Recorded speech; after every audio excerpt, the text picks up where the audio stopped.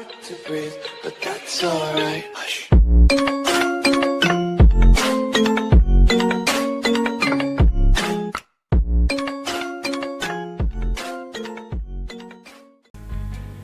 And how's it going, guys and girls? It's me, Uncle, and welcome to my channel. And here we are to the series I promised I'll do since the beginning, and I only could bring now. Here we are with the original Doki Doki Exit music. I have been through hell to get this mode for you, so you better watch it. Still, I have to warn you about some stuff. First of all, you might seem a little bit confused by the way it will start, but I'll explain. This will start by the festival day, and some stuff will happen, and there will be a warning in the last episodes of suicide, and you'll get why. Either way, I hope you enjoyed this video because it was a literal hell to get this mode here. However, let's get started then. So, new game. Enter your name, fine. Here we go. Monday. Okay, this will be kind of like Redux, but Redux was Reduxed. I guess that's why. Whatever. It's the day of the festival. Holy cow. Of all days, I expected this to be the one where I would be walking to school with Sayuri. Yeah. But Sayuri isn't answering her phone. I considered going to her house to wake her up. It's not a big deal to at least wait for her and help her wake up. Even the simple gesture of walking her to school makes her really happy. Besides, I told her yesterday that things will be the same as they always have been. Right. We did confess our love to her. So this road is like we confessed our love to her yesterday. So, Sunday. Yikes, this is not a good game for this. That's all she needs and what I want to give her. The hell with it, I'll go to her. I'll go to get her. I grabbed the cupcakes Natsuki and I made yesterday and make my way to Sayuri's. Oh, right, about something, you see, there's some stuff we need to talk about. Like, how can I say this? Well, there will be swearing, a lot of swearing in this fun game, I can say it like that. So, either way, let's keep going then. Let's go. I reach for Sayuri's house and knock at the door. I don't expect an answer, since she's not picking up her phone either. Like yesterday, I opened the door and let myself in. And she's really a heavy sleeper. I swallow. I can't believe I ended up doing this after all, waking her up in her own house. Isn't that more like something a boyfriend would do? In any case, it just feels right. Outside Sayuri's room, I knock on the door. Sayuri? Wake up, dummy. There is no response. I really didn't want to have to enter her room like this. Isn't it kind of a breach of privacy? But she really leaves me no choice. I gently open the door. Okay. Sayuri? Loki. Ah, fuck. Okay, Sayuri stands at the foot at her bed, a long rope in her hand. Okay. Gentlemen, we got her. Ah. It's tied into an hangman's noose. I wonder where did she got that. However, let's get going. In the shock of the moment, I release my grip on the cupcakes. What the fuck? It's not what it... Like hell, it's not what it looks like. Okay, I made an I said to be cautious because this video will have a lot of swearing, but it's not any different from my normal videos since I already say a lot of swearing on my videos, so yeah. Let's keep going. I'm sorry. I can't believe this. Sayuri wouldn't do something like this. Jesus, Sayuri? I should have known it was this bad.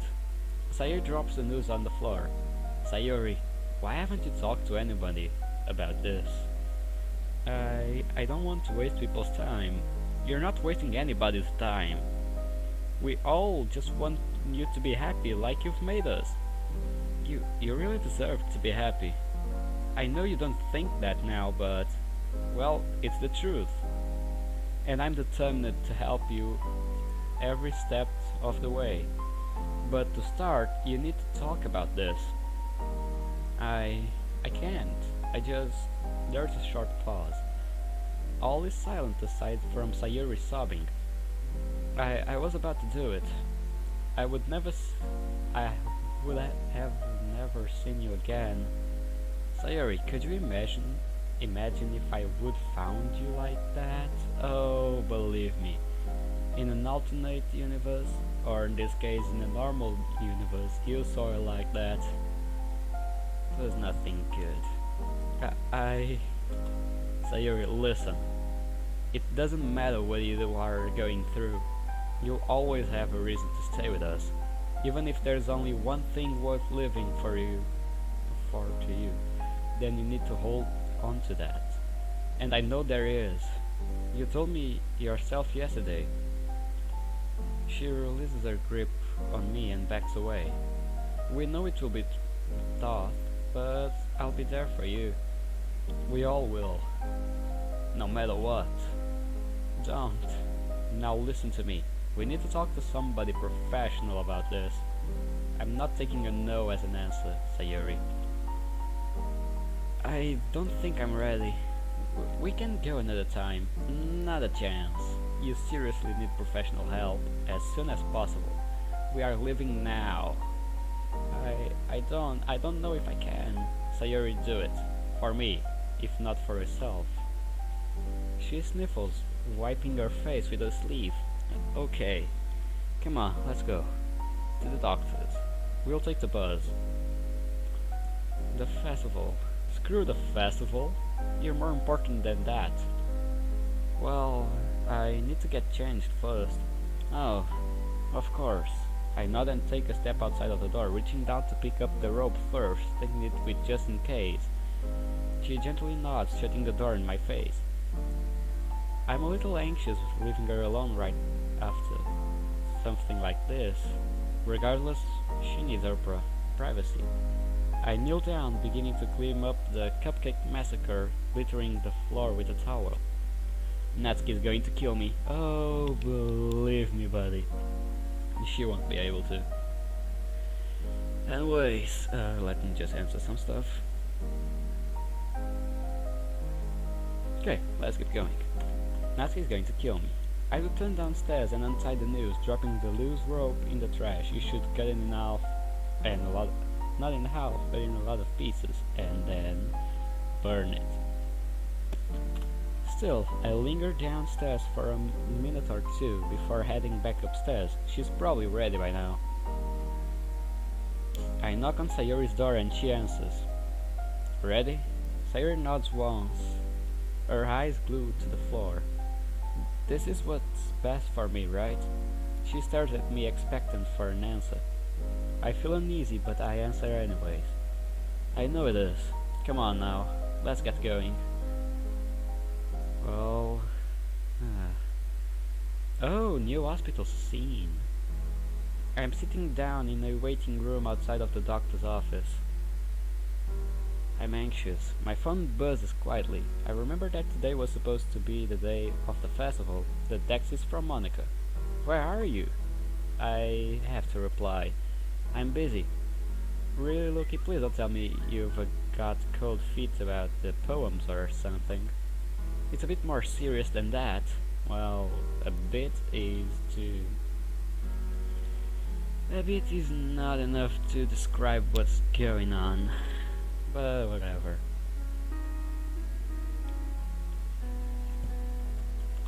What's going on? I don't know if I can tell you right now, but it's serious, okay? You gotta believe me. Fine, just hurry up and bring Sayuri with you. I look up at the door. Through the small window I can see Sayuri breaking down in her chair, her head resting on the doctor's desk. I feel terrible knowing that I let her reach such a point due to my own negligence.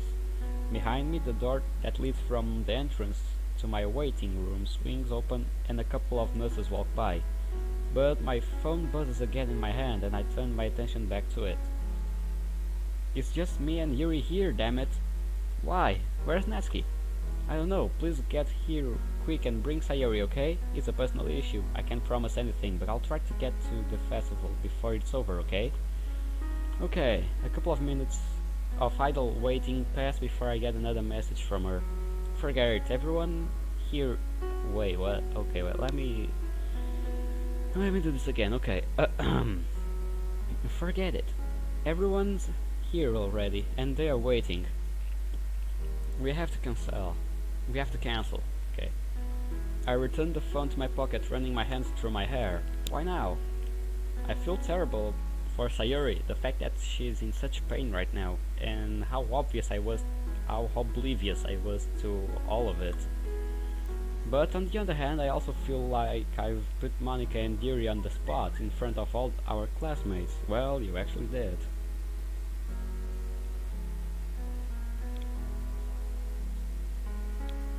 Well. Let's see what's going to happen next. Monica and Yuri. That reminds me of something that Monica told me. Where is Natsuki? Suddenly the door to the waiting room opens again and another nurse walks by. However, she's accompanied by somebody familiar. Natsuki, are you okay? She quickly turns and runs back the way she came, exiting hospital in tears. Wait a bit. Oh, it was only dots. Okay, return. I jump out of my seat to speak to her, but I notice the nurse staring at me suspiciously, like we have something to do with it. God damn it. I take a seat once more, anxious about Natsuki's well-being as well as Sayori. Excuse me, what happened to her? She explains how Natsuki wandered into the hospital bloody and bruised, looking for help. Poor Natsuki. She then cautious asks if I had anything to do with Natsuki's injuries. Christ, no! I don't even know what's going on. I had to bring my friend here, she tried to... I stopped myself. I doubt Sayori would want me to talk about her struggle so openly. Not now, anyway. Well, listen. It's serious, okay? I bite my lip as the nurse continues on her way. My phone buzzes again. Are you sure you don't know where Sayori or Natsuki are? I already told you, I don't know. I can't tell her about Natsuki either. Chances are it's her own personal issue and she would deal with it in her own way. Still, maybe I should text her. It doesn't matter anyway. We had to cancel our performance. People are complaining about the cupcakes not being here. Yuri's gone for some fresh air. Jesus, I'm sorry, okay? My hands are tied here. I can't do anything to help right now. Okay, whatever. Thanks a lot. I sag. Now I've pissed Monica off because I couldn't bring myself to tell her what happened. I decided to text Natsuki quickly about what I just saw. A couple of minutes pass with no response. The message doesn't even mark as read. The office door swings open and Sayori emerges. Are you okay? Not really, I'm just stressed out. How are you? I don't really want to talk about it. Are you sure? Because I'm here for you, I can't just... Please, can we just drop this? I just don't want to make it a big deal out of it, especially in front of the other club members. I stand up. Okay, wait a bit.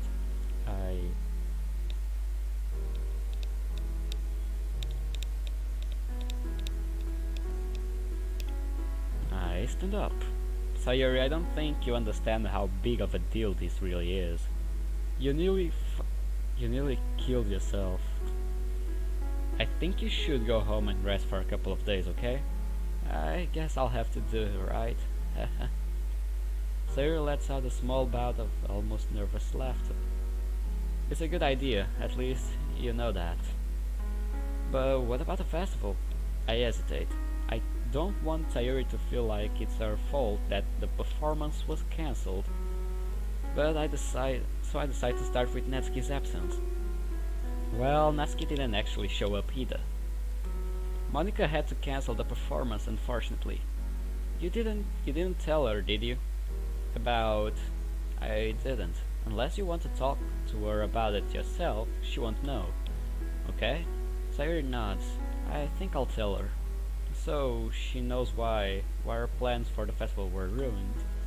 I can't tell what she's going to say. It wasn't your fault, Sayuri. None of this is. Sayuri grabs my hand tightly, crushing it in a vice-like grip. You can talk to her if you really want to. Hell, she would probably be able to give better advice than me. Well, you got a point. Maybe. Did you tell my parents? I said, yeah, I did. I'm sorry though. I felt like I had to, and thanks. I was scared I would have to tell them myself. Sayuri glances downwards to the pristine floor. I love you. Oh, god damn it. Despite her condition, I can't lie to her. It would be unfair on her and to her hopes disrupted like that. I keep my mouth shut. A minute or so passes. Anyway, we should get going. There's no point on going to school now. Why? What time is it? It's about midday. We missed the festival, and if we turn up now, Monica just going to get mad at us. Come on, I'll take you home. We can talk some more there. She gently nods, following my lead. We exit the hospital and ride a bus back to our house. I decide to stay with Sayuri in her house just to make sure she's feeling better. We have at least a few hours together, but we spend that time talking and watching shows together. Well, that makes sense.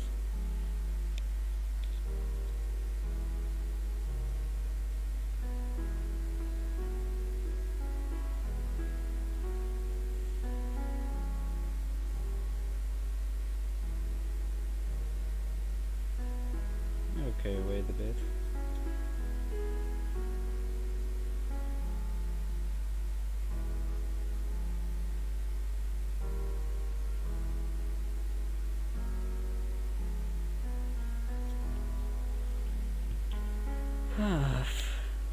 Well, this isn't a pain in the ass, but it's not that bad, I guess. Well, at least you got to spend some time with her. That's not bad at all, I think.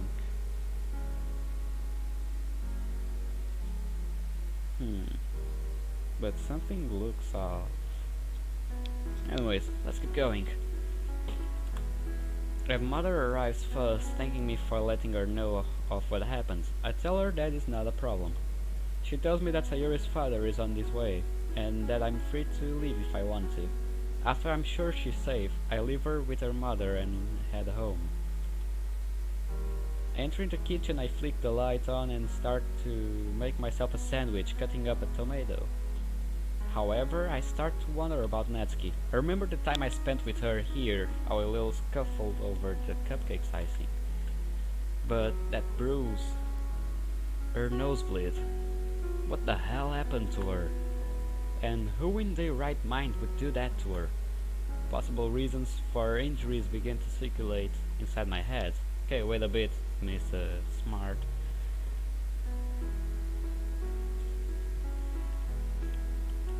Maybe she's just fell over? She could have gotten into a fight with another classmate of ours. Or maybe... no, surely not. Maybe I'm just overreacting of the situation. It's been a rough day after all. But something she told me while we were reading manga together sticks in my mind. I don't even know what my dad would do if he found this. I shiver at the thought. It's the only real reason that I can come up with Natsuki terrible injuries. I also noticed that while I was distracted, I accidentally cut my finger open while slicing the tomato. Ah, crap. I wrap my finger in a paper towel, letting the few drops of blood soak into it. Throwing the paper towel in the trash, I think back to Natsuki. Yeah.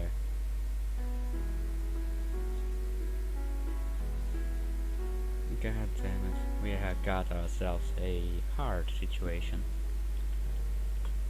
I decide that I'll ask her about her father next time I see her. Even if she assures me that I'm wrong, at least I'll know. I hit my sandwich and head upstairs to my room. I collapse onto my bed, exhausted from the stress that the day had brought me. I drift into unconsciousness within minutes. And Wednesday, yep, we skipped Thursday.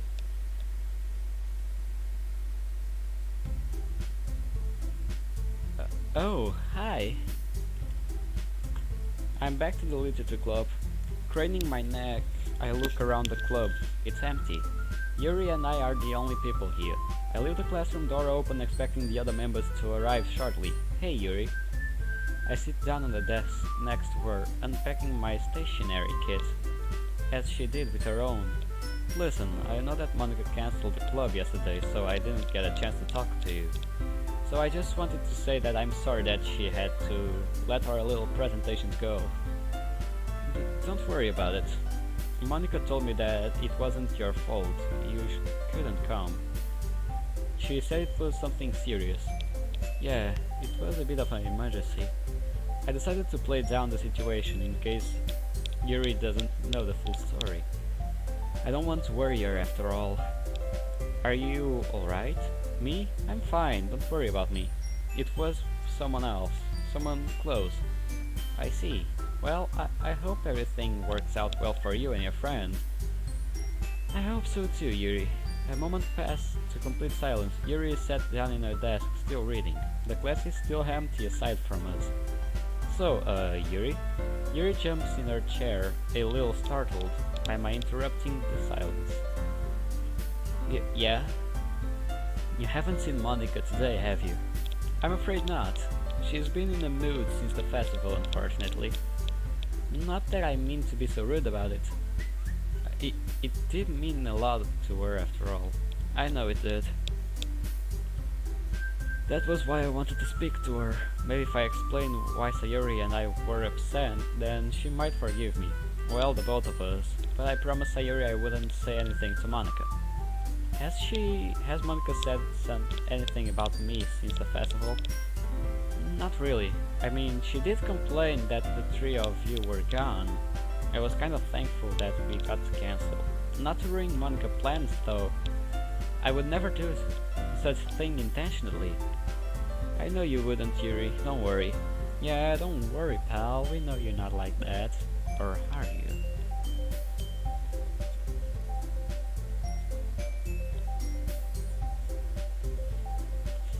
I can tell you're too good a person to be so mean. Besides, you have no reason to want to sabotage her like that. You got a point. Right? Yuri falters for a moment, lost for words. Not at all. It's just that I don't even know if I should be telling you this. Well, I overheard Monica talking about you and Sayuri to one of her friends. I wasn't eavesdropping though. What did she say? I heard her mention that the only good reason to cancel on her festival was if someone died. What? Monica wouldn't say something like that, right? She's a sweetheart. Okay, you can go with that. But we both know that's not the truth. Besides, not only is it egocentric, but insensitive. Even if she didn't know about Sayuri, it felt like it was too close to reality. Wow, that's harsh. I doubt she meant it though. What I mean to say is, she was in a position to say that. In no position to say that. I understand that she was frustrated about it, but there's never a good reason to say such horrible things about. Yuri's words get caught in her throat, and she retreats to the confines of her book. I turn and see Monica standing in the doorway, giving Yuri an intense glare. She doesn't dare to meet Monica's gaze, instead concentrating on the portrait of Markov. I wish I could do the same. I swallow. She huffs and starts talking. Where's Sayuri and Natsuki? She stares at Yuri intensely. Monica's presence intimidates me. Oh well, what a shame. I don't know, Monica. Yeah, neither do I. In this case, I don't really know.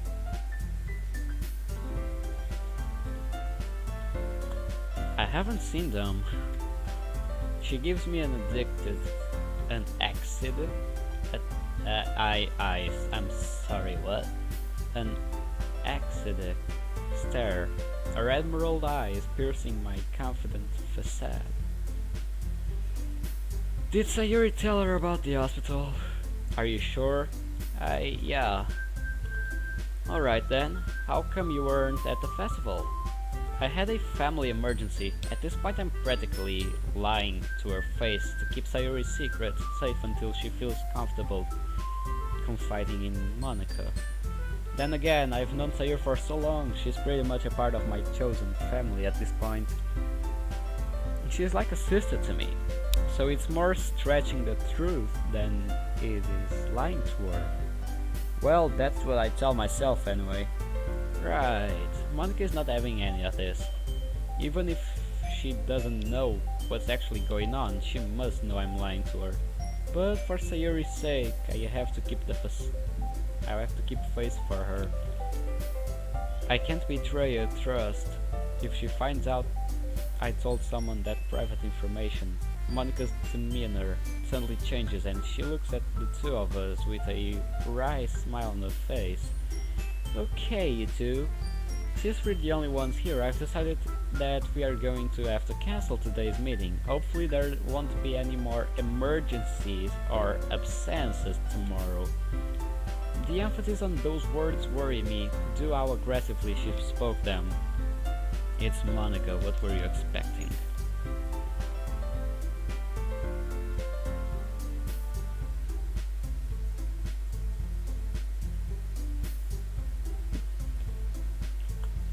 That's all, you can leave now. Yuri looks up from her book guiltily and packs up, silently dropping the portrait of Markov in her stationery kit into her bag. She scurries out of the room without a word. Monica turns her attention to me, expecting me to pack up. I nod and pick up my bag, exiting into the hallway without another word. Walking through the school dormant hallways, I reach the door to the courtyard, but stop, placing my hand in my palm. Wait a bit.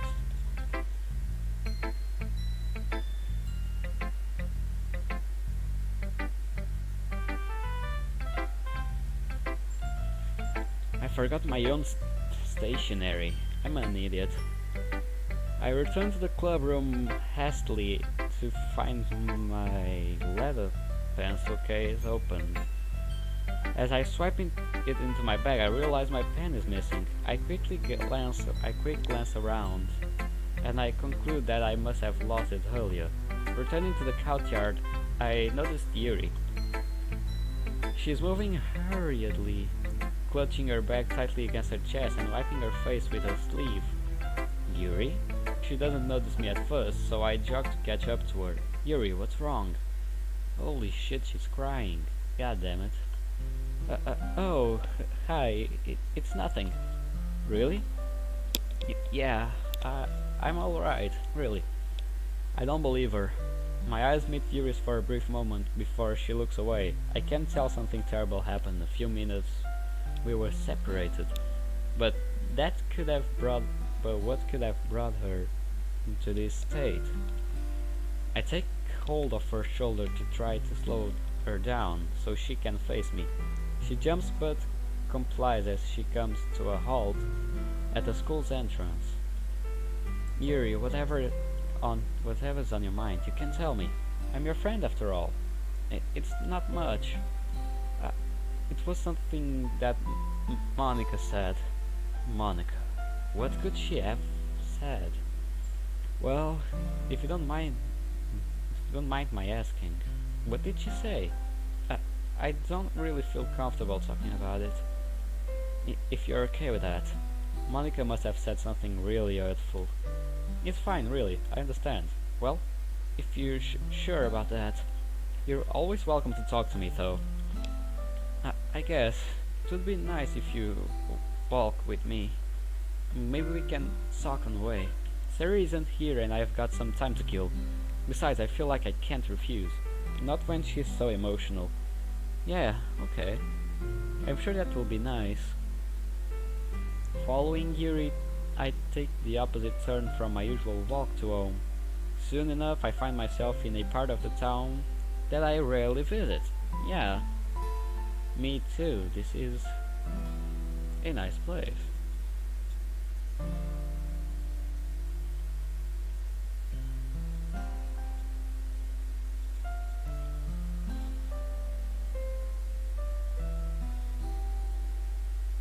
Wait, what?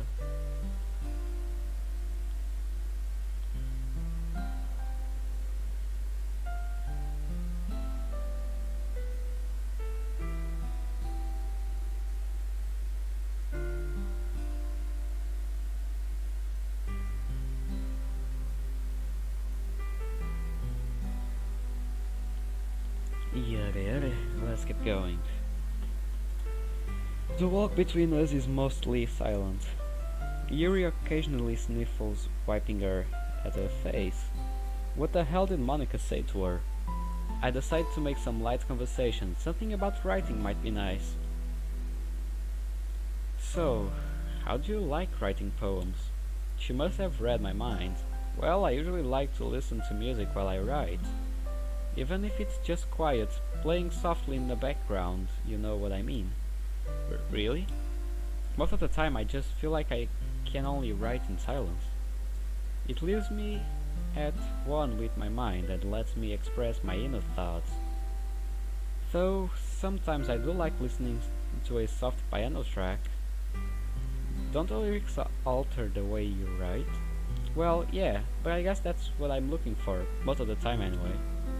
I like the mood of the music to affect the way I write, really.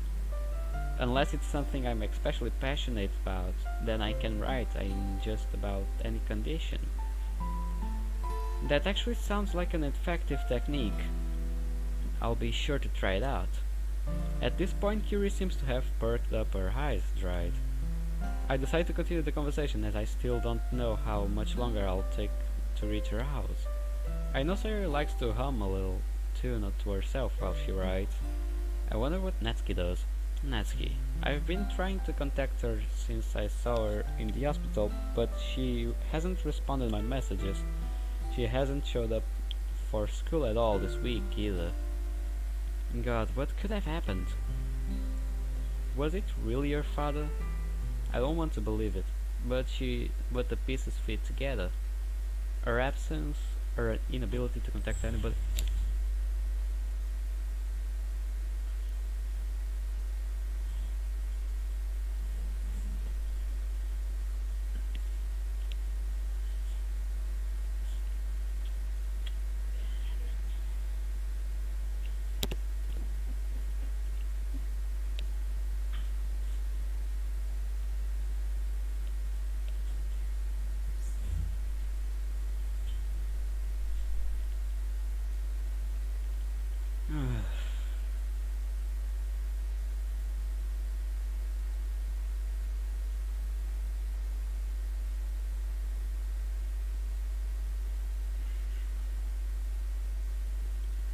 Oh well, sorry for that.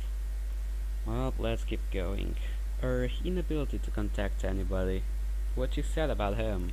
But most of that. The bruises. I bite my lip as I feel my breathing growing heavy and my blood reaching a boiling point. If I find out he laid a finger on her, I'll be honest, I don't disrespect her or anything. Your words derail my train of thought. Natsuki poems are just a little too simple for my liking. I suppose they lack of a certain edge. I spaced out again. Yeah. Speaking of Natsuki, however, I think we just passed her house then. We what? Wait, which one? Yuri looks at me like a little surprised by my urgency. Regardless, she points out the house to me. It's that house, if I recall correctly. Oh, but this is different from the mode I saw. But, well, the story is like I saw in the video, so let's keep going. Right, thanks for that. Why do you need to know? I don't really want to worry Yuri about Natsuki. Well, I guess I just wanted to Right. The rest of the journey is made in silence. I worry that Yuri got the wrong impression, but there's not much I can do. Eventually, we arrive, signaling her wave goodbye. You know, you're quite different when no one's around. When it's just the two of us. Yuri falls silent for a moment, lost in thought. Listen, I would love to stay and talk. I really would, but oh, it's fine, I get it. You have places to be. Her head darts towards the direction of Natsuki's house for a moment. It's fine, I've got some things to write, though. She turns and starts to walk to the door. No, please, don't get the wrong idea, Yuri. I'm not really... It's fine, I can't take a hint. I'll see you tomorrow. Oh, she's crying again. God damn it, you're an asshole. You're an asshole. God damn it.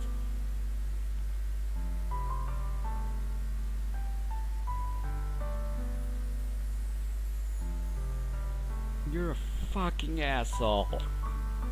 She got all wrong. Because you're an asshole. Fuck. What should I do with you? You're the most fucking idiot avatar I have played with. Still, let's move on. Before I can finish my explanations, he's already entered the house. I feel terrible knowing that Yuri probably blames herself for my rejection, but I leave quickly regardless. As I turn the corner, I approach Natsuki's house. My attention is directed upward. On the second floor balcony, a large, heavily built man leans against the railing, smoking a cigarette. Is that her dad? Jesus Christ. He's on the phone and I can't help but overhear his conversation. The man mutters about something about having business to attend to, but promises to be wherever the callers want him within the hour. My stomach stings. Business? If he means what I think he does. Backtracking Yuri's route, I make my way back to school, then to my house from there. Fumbling with my keys, I will unlock the door. I enter my bedroom and hurriedly get changed out of my uniform and into some dark clothing. Yeah, here we go. This will be amazing.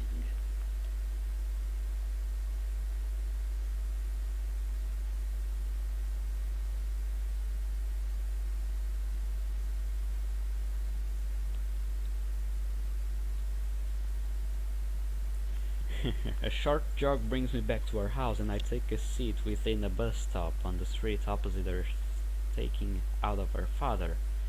I ponder over if he's already gone, perhaps, and I missed him leaving. Or maybe he's still dealing with business. After a few minutes, however, I'm proven wrong by the sound of an engine reviving up a new, expensive-looking performance car emerging from the driveway of Natsuki's house. It speeds away and around the corner within seconds, and once I'm certain that it's gone, I move over Natsuki's house and ring the doorbell. I wait. Nothing. I press down on it again. Once more, no answer. Growing ever anxious, I knock on the door heavily, aggressively, banging my balled fist into the door. A moment of silence. Then from the second floor window I see a curtain pull back, a flash of a pink, and just as quickly it's replaced once more. Oh there. I watch it intensely, waiting for a sign of movement until I hear the sound of the door chain being unhinged and the deadbolt turning. Wait a bit.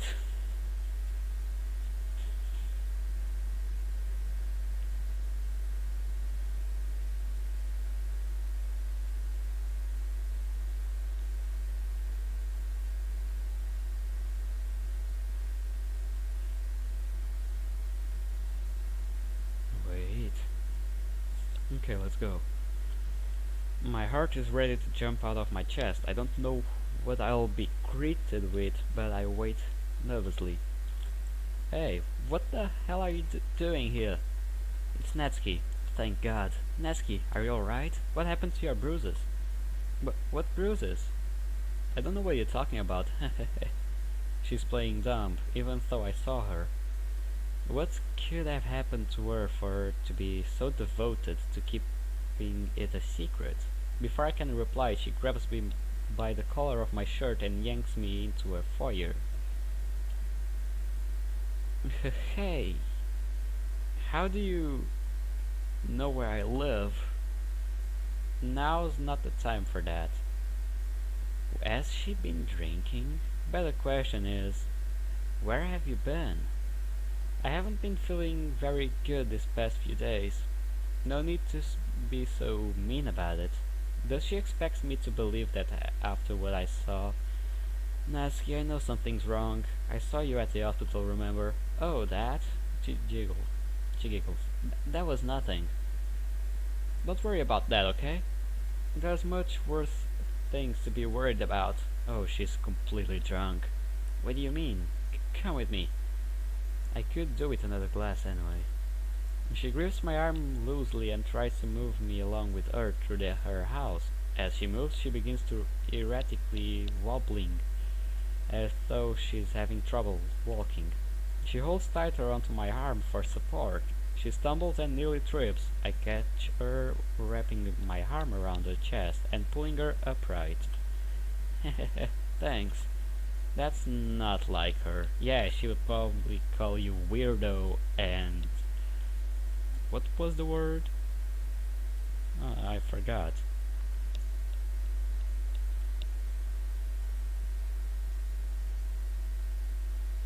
Wait a bit.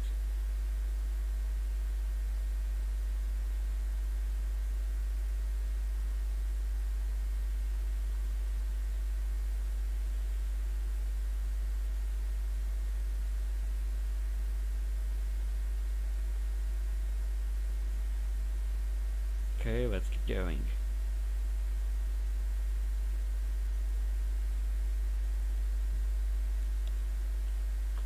Normally, if I grabbed her for whatever reason, she would freak out and call me gross or something of that sort. Yeah, that's what I was talking about, calling me gross and stuff. But here she didn't even flinch or say a thing about it. Something feels off. I release my grip on her reluctantly as she's still staggering her way along. I assist in moving her now up the stairs, making sure she doesn't fall and knock us both back onto the steps. We finally make it upstairs, and Natsuki guides me to her room. Her room is a mess. Well, it doesn't look like a mess, it looks cleaner than mine. The floor is littered with small ripped up pieces of paper. Yeah, mine is too, because I'm an artist. Picking one up, I recognize one of the protagonists of Perfect Girls. Goddammit. The cover is a heavy laminated cardstock, and it's ripped in two.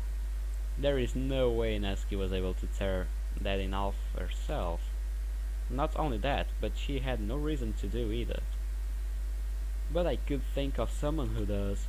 There is a large bottle of red wine cap opened, lying on the side of her bed.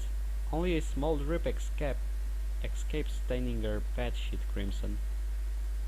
There can't be much left of it. I knew she would be drinking, I could tell from the moment she opened the door.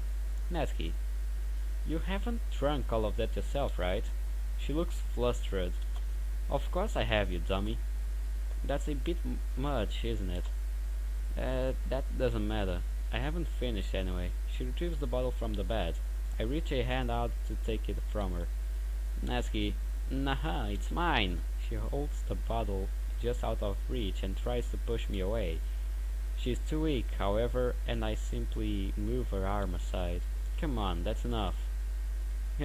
Please, I need this. Something about the way she said that sent a pang of dread through my body.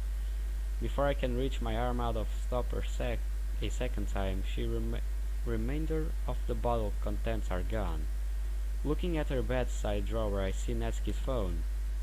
It is overturned, so I can only see her case. The case is glittery and pink. This drink is nice. Natsuki, talk to me. I know something is going on with your dad. Please, I just want to help.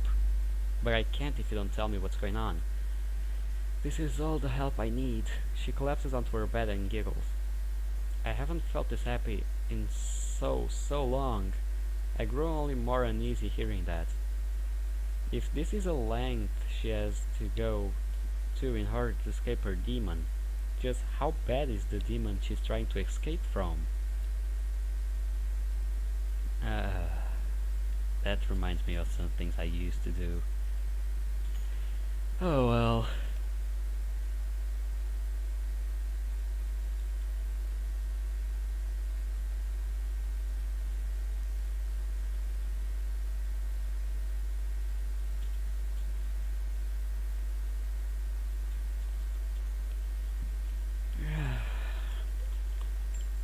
As Natsuki begins to snore, her grip on the wine bottle falters and it rolls off of the bed onto her floor. To my surprise, it doesn't shatter.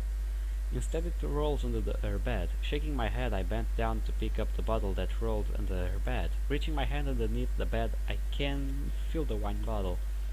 And something else. What the? I pulled both from beneath the bed.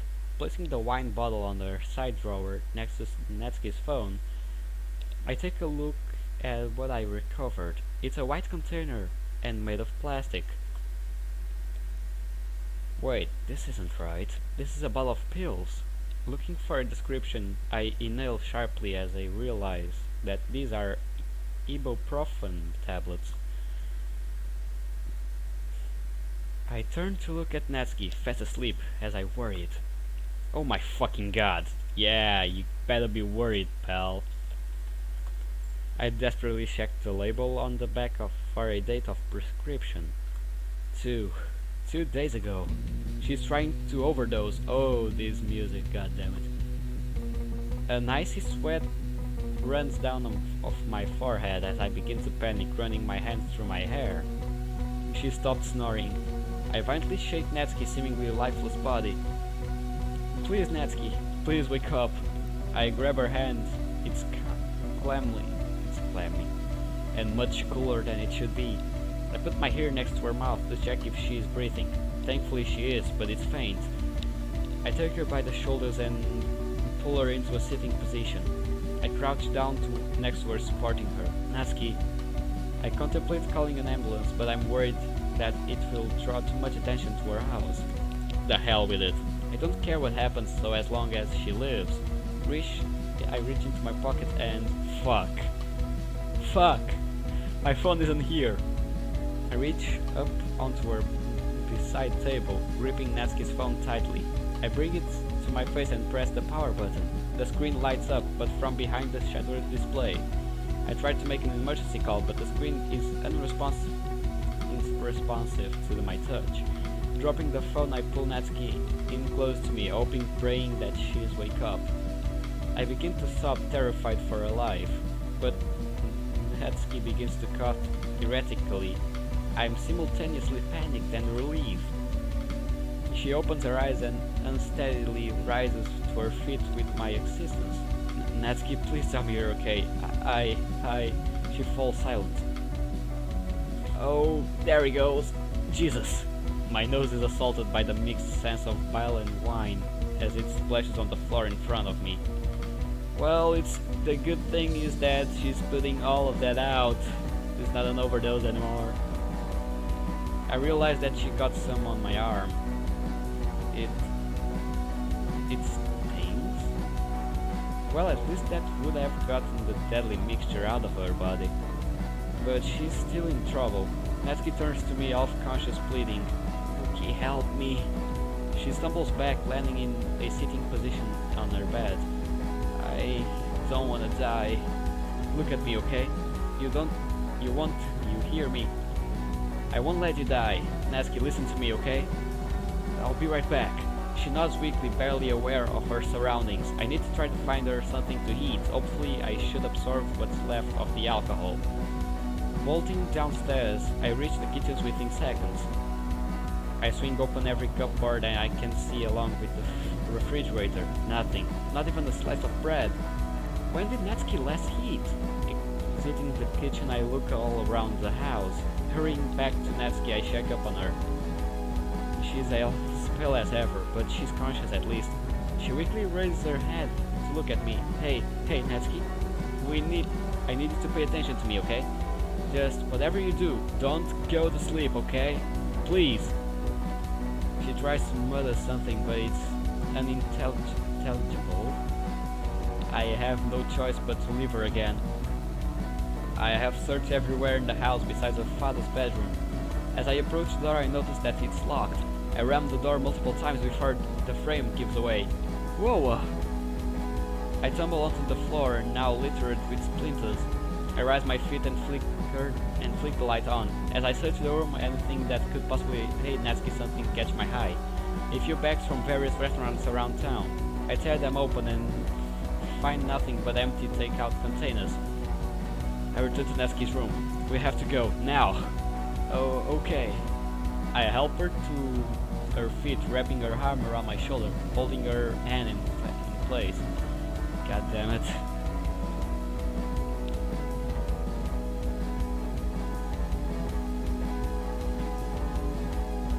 Wait a bit.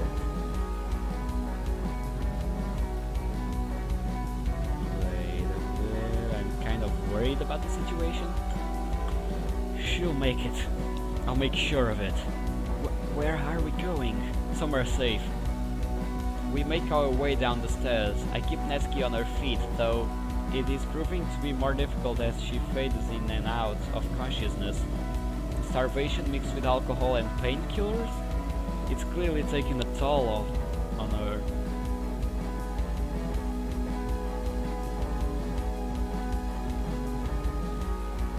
God damn it. I used drinks. I still use drinks to help, but I never mixed it with painkillers. I don't want to die that young.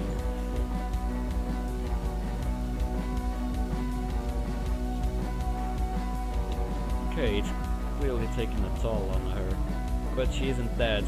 We make it to the front door, with time feeling like a lost luxury. I shut it behind us, moving through the porch. I can feel Natsuki tears soak through my shirt. We reach the gate and I set her down while I open it. I scoop Natsuki off the grass and close the gate behind us. Holding Natsuki close, I move as fast as I can down the street.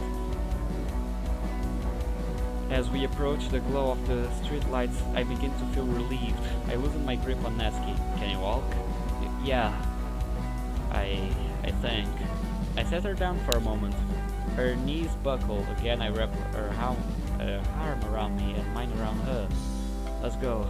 Oh, okay.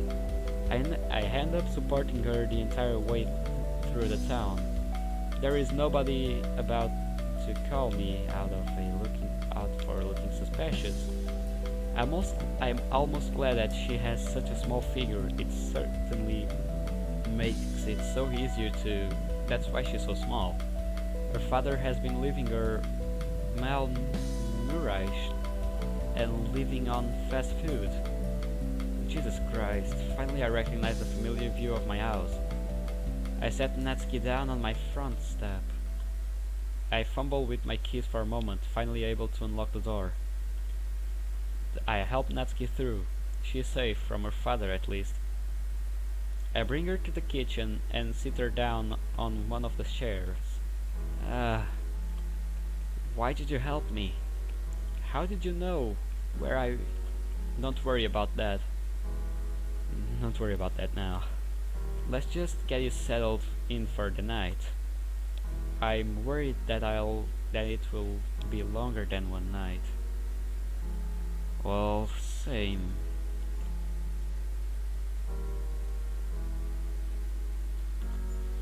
I have a spare room in my house. She'll be able to sleep there. I search through my pantry and my fridge for something she may like. I decide to make just some toast and chicken noodle soup. Is that chicken noodle? I haven't had that in so long. Her words break my heart. Yeah, it's breaking. How long? How long has she lived like this? I watch the clock as Natsuki eats.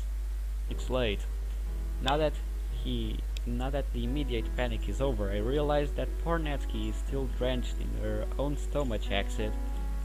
Natsuki, I'm going to need you to get changed. What? Not here, silly. I mean, you can get changed in the spare room. But I don't have any clothes. You'll have to borrow some of mine. Okay, but only because I have to. Natsuki seems to be in such bad a shape after a meal.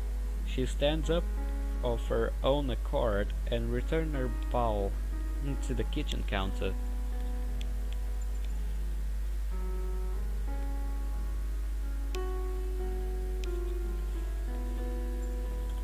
And she moves slowly, but deliberately. Despite the stink of bile clogging up my nose, I'm relatively calm too. Natsuki's skin tone has returned to normal mostly. She still looks scared, but by the night experiences. Once she returns empty-handed, I ask her to follow me to her room. Come on, I'll show you where it is. Natsuki timidly complies, wrapping her arms around me. But this time it hurts. I inhale sharply. Are you okay? My shoulder is in pain. The adrenaline of the situation has settled. Maybe barging through that door was a bad idea. Not only because of the pain, but the damage it causes too. When Natsuki dad returns to the house, yeah, I'm alright, don't worry about me. Let's get you cleaned up. There's a shower in the guest room that you can use. I reach the guest room located across the hall of my room, out of my own bedroom. I motion towards the edge of the bed. Here, sit down for just a minute. I'll be back with something comfy for you. She sits down. I rush into my bedroom, picking out one of my grey tops and a pair of jeans. When I bring them back to her room, she's struggling to take off her socks.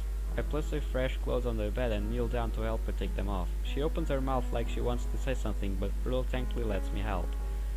Natsuki has been through so much today. She has next to no strength left. Thanks. I can't take it from here. Are you sure? I really don't. All the blood in my body rushes to my face. She's going to have a shower. Was I about to indirectly tell her I wanted to help? Never mind, it's fine. You take your time. I decide that now isn't the best time to question Natsuki about her family. Instead, she just needs a shooting shower and some sleep.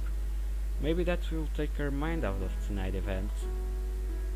Even if only for a few moments, those few moments would do her a lot of good.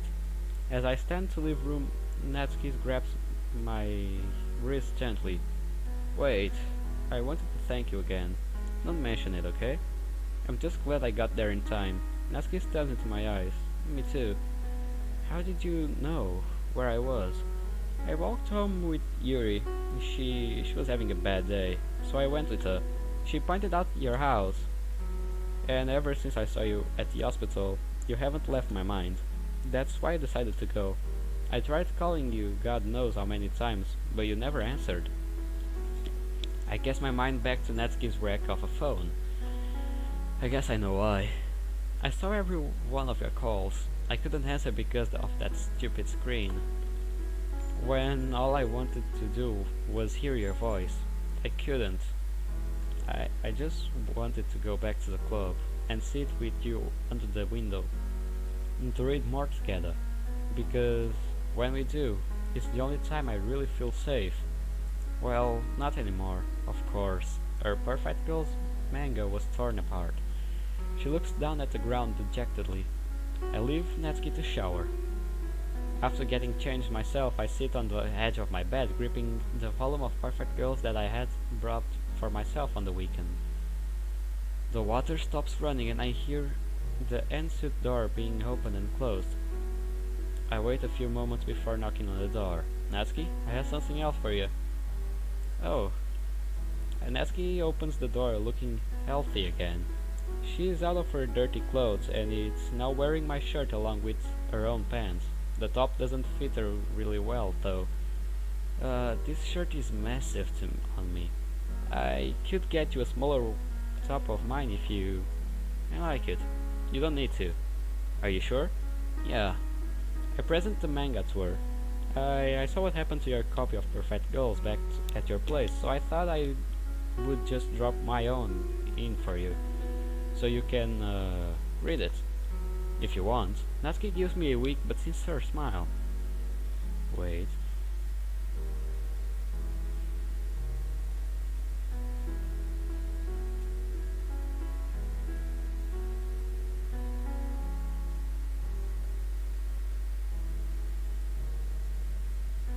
Wait a bit.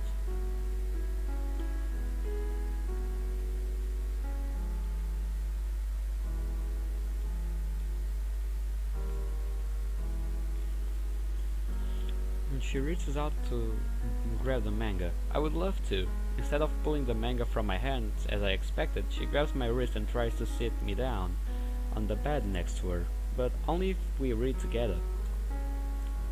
It's the least I can do to make her happy. She needs it.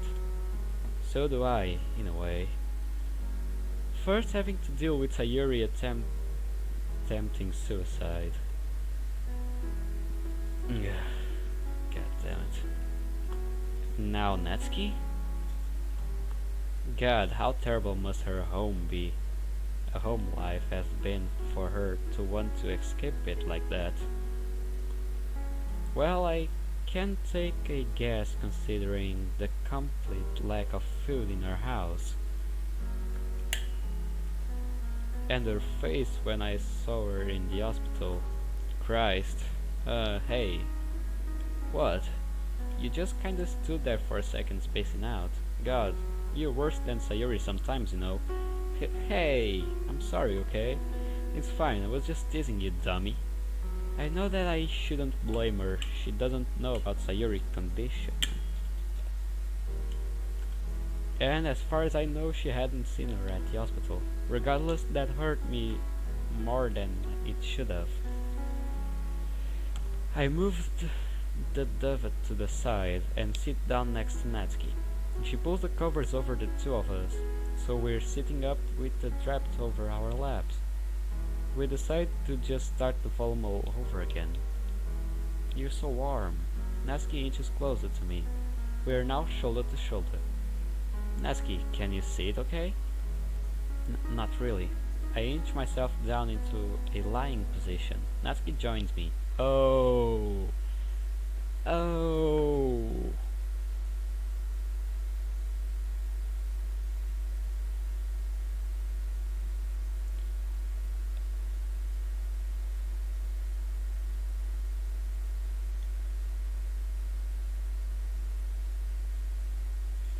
Oh gosh, this is family friendly. Well, actually not, but still.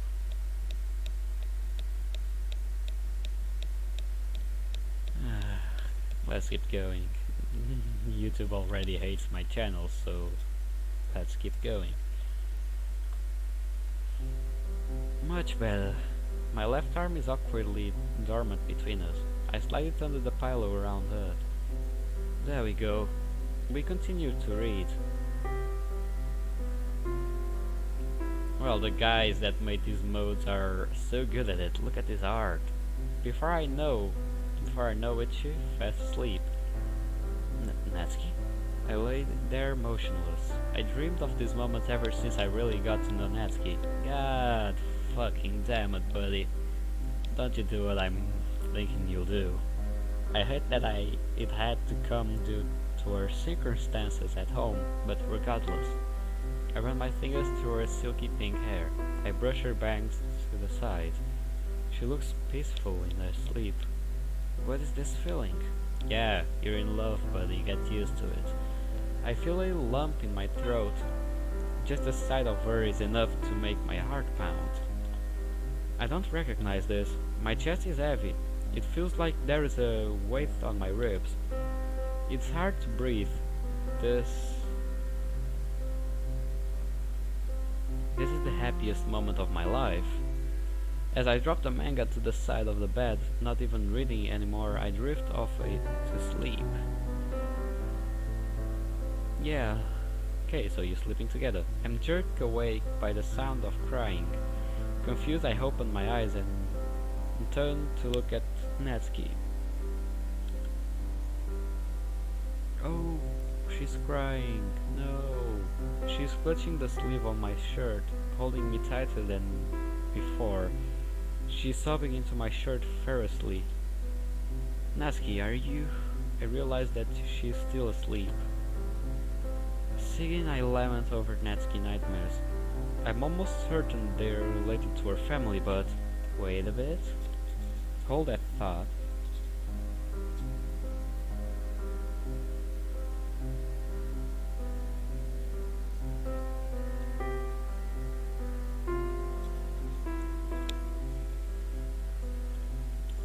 I give her a nudge to wake her up. As she seemingly begins to stir, I try to calm her down.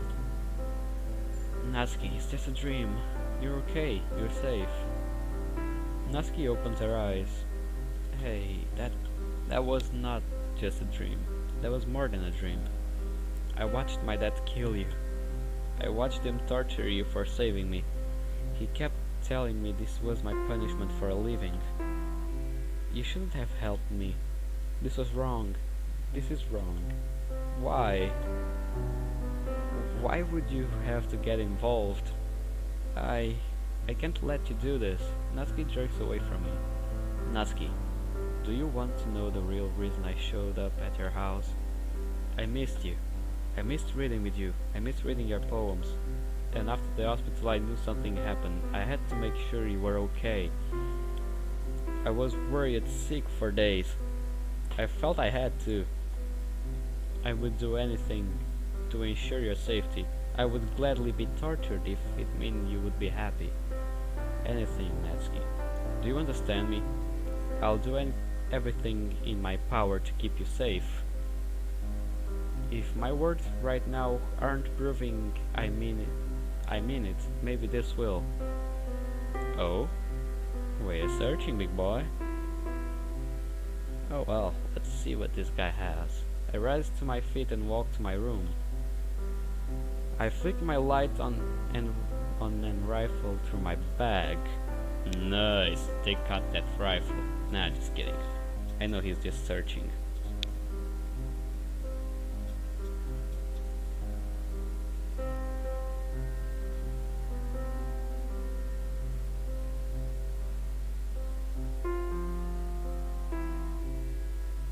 Oh well.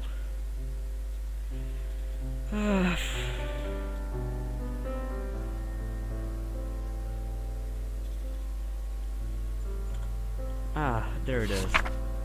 You. Okay, we have poems again. So, let's see what this one says. You. I don't know what happened, or where you were, or where you have been. All I can think about is bruises on your skin, the blood on your face, the blood on your nose dripped onto your clothes. The sight that I broke my mind. For that moment I was frozen in time. I saw you, broken, abused. I knew from there on I would have to save you. Their turn tonight, you on my mind. I've been sick with worry. If I'm going to do something, I need to hurry. Text after text, call after call. The girl I cared about most is the one I couldn't save after all. That's awfully poetic. I return to the bed. Natsuki turns to face me. I hand her my poem. Natsuki reads, wiping her eyes as she does so. Natsuki leaps from her bed and embraces me tightly. I return the gesture, wrapping my arms around her. We stay together for a while, her tears soaking through my shirt once again. After a few minutes, Natsuki eases her grip. I do as well, resting my hands on her waist, earth hanging from my neck. Natsuki lifts herself onto her tiptoes and pecks me on the cheek. I want to go back to sleep, but I want you to stay with me. Oh, how cute. I nod wordlessly, and Natsuki gently escorts me to the bed. Laying my head on the pillow, she keeps her arms wrapped around me. We drift into the void of unconsciousness together.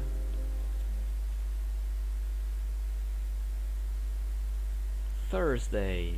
Oh no. drearily stirring, I can tell from the snoring figure next to me that Natsuki is still asleep. I rub my eyes, struggling to open them. And guys, it is with this image that will end today's episode. Yeah, you thought I would do all the episodes today? Nah, I won't. Save. And let's see.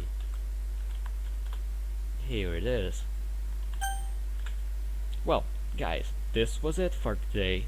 Or maybe I'll launch another today, who knows? Probably not, because I'm tired as hell.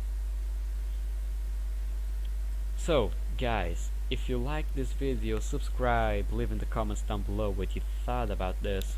This is a mode I always wanted to do, so I hope you guys enjoyed. It took me hell to bring it, as you already know. So yeah, guys, leave in the comments down below what the games you want me to play after this one, and I'll see you guys in the next video. Bye bye.